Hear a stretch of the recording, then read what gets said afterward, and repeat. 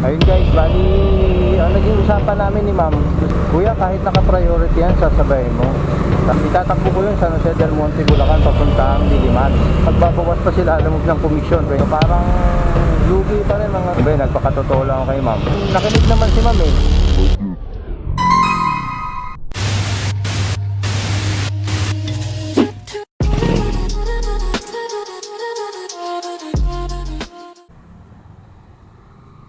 At ayun na, ito na naman po ang inyong lingkod, Kuya Kelvin's Vlog. So bago tayo mag-umpisa sa lahat, babati muna ako ng good morning. Good morning, good morning, good morning po sa lahat ng ating mga tagapanood, subscribers man o non-subscribers. Welcome po sa vlog ni Kuya Kelvin. Date natin pala ngayon guys is November 12, Wednesday. Time check 8:01. So yun, sisimula na tayo ng biyahe, pero wala pa akong wala pa akong booking. So syempre dito tayo sa favorite spot. Tahimik kasi, kahit dyan sa nakikita nyo may mga dumadaan, hindi naman abot yung ingay dito. So yun guys, biyahe na naman tayo. Syempre thanks God, okay na yung panahon. Ayun guys, hanap tayo ng booking muna, tapos update ko kayo sa mga magiging biyahe natin. Samahan nyo ako sa biyahe natin ngayon guys. Okay, Wednesday, November 12. Kung sino, kunin ko rin yung pangalan. Hindi na. Hindi na. Iwan mo lang, sa guard lang talaga yung iwan. Okay po. Tapos picture mo lang na nandun na sa guard. Okay po. Yun lang. Okay po. Sabi kay BPO Saisa. Ito nakalagay, BPO host Aisa. Okay po. Pipikapin niya lang yan pag pauwi na siya.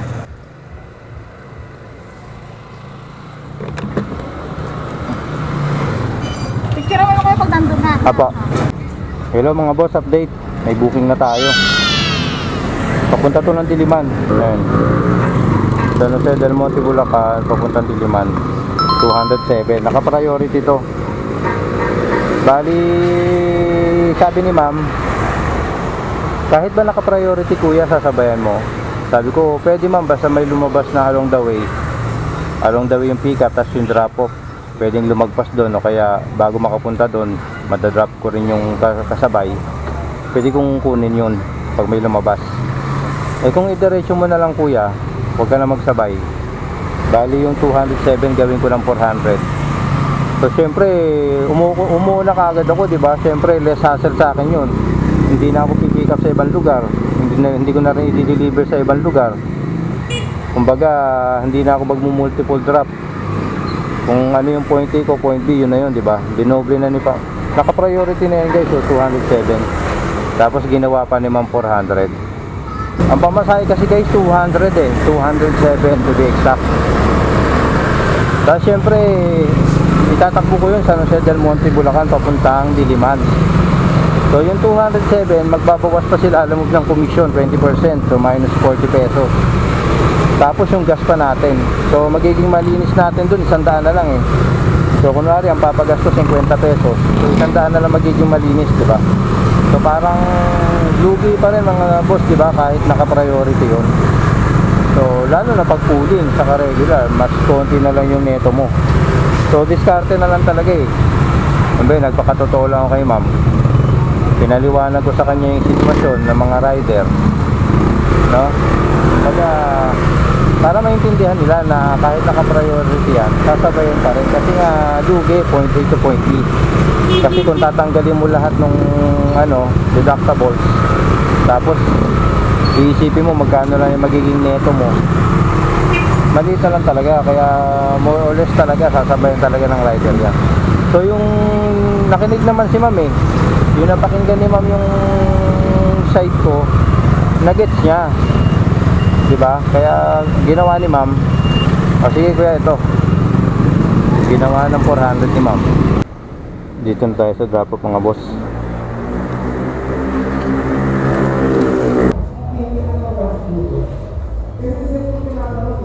Okay na sir, salamat po. Ano yan boss, yung naririnig ko, yan yung sa mga live? Bingo Plus.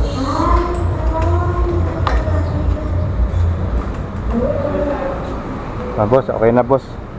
Drop na yung first booking natin Buenamano dito sa Bingo Plus. Yan o, Bingo Plus. Baka naman papalduhin mo naman ako. Paano mga boss? Hanap tayo booking para makarami habang maaga. Peace. Meron tayo mga boss. Diliman papunta Makati. Documents 124, binigay ni ma'am 145. May tip tayo doon na 21 pesos. Okay, update ko na lang yung mga tip natin, record ko. Okay, tapos habang papunta tayo dito may nakuha din ako. Di naman to Makati rin. Ito 68 Roses, Don A. Roses. So pick upin ko muna mga boss. 5 minutes 1 kilometer. Mga boss, bilis ko no. Dito na ako sa second pick up. Papunta naman to na Makati. Yung kanina pala, unang pick up ko Diliman to Mandaluyong. Tapos ito Diliman to Makati. Second pick up. Okay. Pangatlong pick up Diliman to Makati. Uusad na tayo unti-unti mga boss. No? Medyo kilos na, Kelvin, kilos na. So gagapang na tayo on the way pa south sa Mandaluyong. So kung may masasabay pa tayo, sabay natin. 3 pa lang itong dala ko eh. Update pang-4 dito Diliman Makati. Dito lang dito sa Don A. Roses. Bali 3 sa hiningal ako doon, naghagdanan ako. Bali 4 tong booking natin. Tapos yung 3 booking puro dito sa Don A. Roses ang pick up. So 4 yan no, pero ang luwag pa niya no, ang liliit. Mukhang matatapat yata tayo sa 5 booking ah. Parang ayoko pa umalis dito ah. Kaso nakakaya doon sa unang booking eh. Tara, okay na to, makontento na no? Paano mga boss, deliver na tayo. Isang Mandaluyong, 3 Makati. Update sa mga drop off. Ma'am, thank you po. Okay na mga boss, first drop off dito Mandaluyong. Mga boss, second drop off natin dito sa Makati. Drop na. Next drop off natin, saan to? Next drop off Giho. Okay, 11 minutes 2 kilometer. Mga boss, third drop off okay na dito sa Giho. Along Chinoros lang to sa likod. Okay, next drop off natin pang-4, 2 minutes 2 minutes 500 meters. Kapit, tapat lang mga boss. Naghang ma'am eh, sorry ma'am. Thank you po. Okay na mga boss, final drop off natin dito sa Makati. Time check 11:54. Busog pa ako eh, kakain ko na ng spaghetti. Sumimpling chicha ako dun sa Diliman eh, habang naghahanap ng booking. So medyo okay pa tayo mga boss. Update, nakakuha ko Makati to Makati lang, 130, naka priority to. 2 kilometers lang mga boss 130. Pwede na no? Pwede na. So hindi pa to Diliman. Ano lang to, single booking. Si Kelby nag single booking. Paano mga boss, update ko kayo sa drop off. Okay na sir, salamat po. Ayun mga boss, so ito yung booking natin mga boss ayan, Makati Diliman, Makati West Camias. So mauna yung West Camias. So 3 to mga boss. Pero hindi pa ako maalis kasi baka may makakuha pa tayo na pang-4. Okay, update ko kayo. Ayun mga boss, na-pick up ko na lahat to. Bali pwede na nga akong gumapang papunta ng Padiliman. Pero nagbabaka sakali pa ako, baka may maisama tayo. Okay, update ko na kayo boss kung nasasabayan ko o hindi.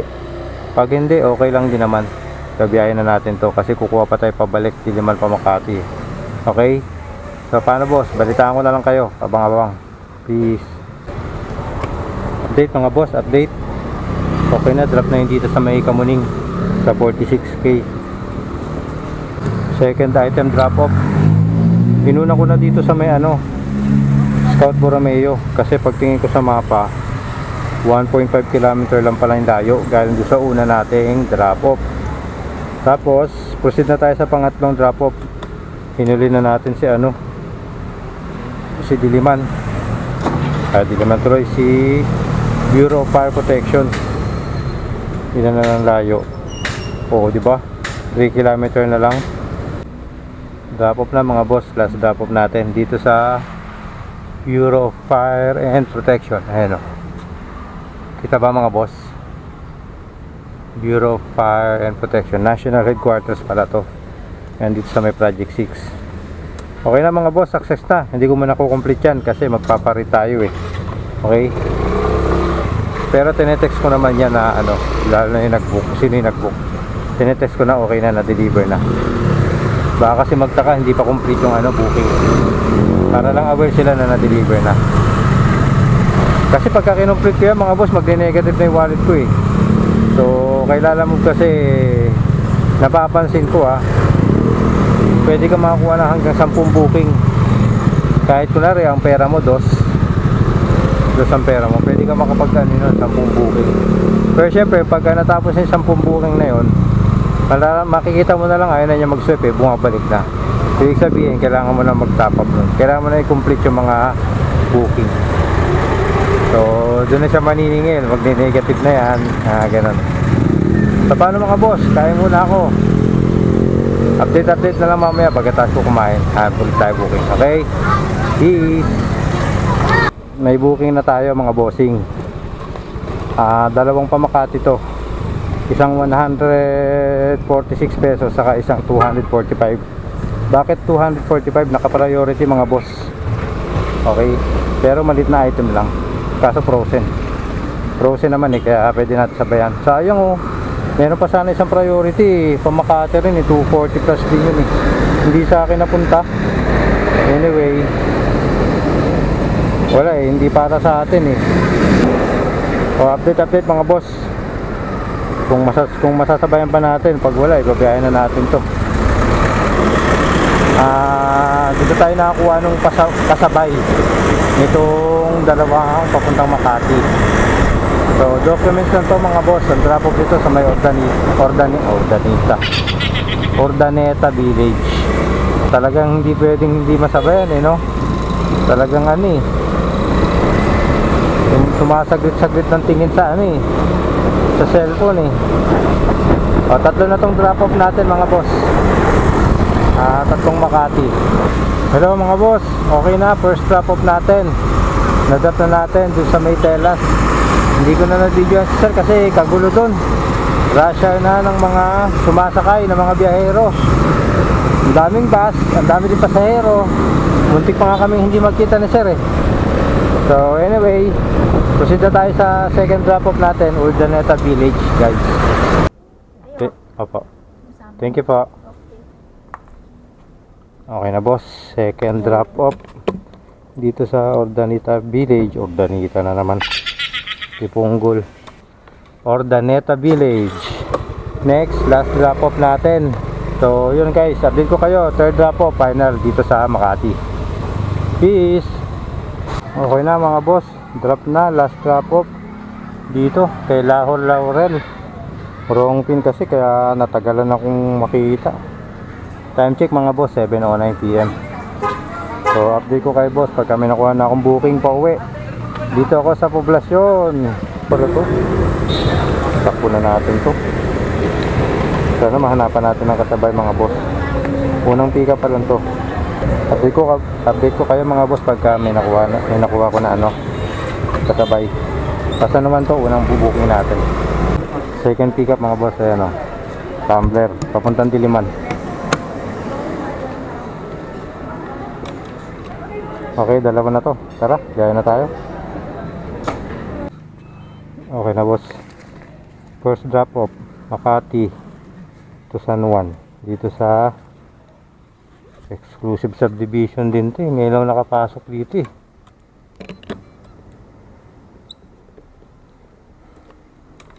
Ay mga boss, next drop off natin Diliman. Okay na mga bossing, drop na yun sa Diliman. Last drop off natin yon. Tapos ngayon babiyahin na tayo unti-unti pa way ng Pabulacan, pa uwi. Pero pagka may lumabas sa booking na ruta, pupunin natin. Okay mga boss. Tapos kumpitin natin magkano sinahod natin. Okay, hanap lang ako ng pwestong safe. Okay, abang-abang na lang mga boss. Please. Pala yung kinita natin mga boss. Naka ano tayo, naka 14 yung booking. Tapos 1660 yung kinita natin. 1660 plus 233. So ayan boss, naka 18 tayo. Naka 1893 tayo sa biyahe natin ngayon. Ayun boss, okay naman yung biyahe ngayon. Dato kumpara kahapon maduwag eh. Bigat ng traffic ngayon. Nung binabali ka rin mga estudyante, tapos marami na rin pumasok sa opisina sa mga karamiba nilang trabaho. So siyempre lahat yun magka-apit maligit sa ano. Siyempre marami na biyahero. So traffic. So yun lang naman mga boss. Maganda pa rin yung kinalabasan ng biyahe natin. Thank you Lord and safe. So not bad na rin yun, naka 1.8. Kita-kita tayo bukas. Biyahe pa rin tayo bukas, syempre. Biyahe pa rin. Update lang mga boss. Dito na tayo sa Diliman. Dito lang. Parang uwi na si Sir ah. Ayun mga boss, dito tayo sa Diliman. Approaching Tandang Sora na. So, mag-iingat din kayo dyan kung nasan man kayo sa mga nagbabiyahe, sa mga babiyahe pa. Ingat lang mga boss.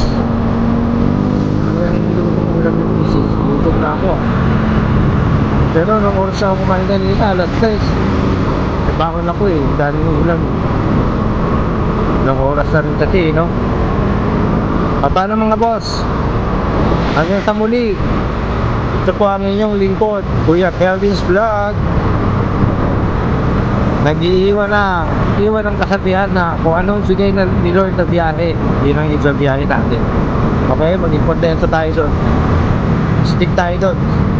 Okay mga boss, Kuya Kelvin's Vlog signing off. Peace.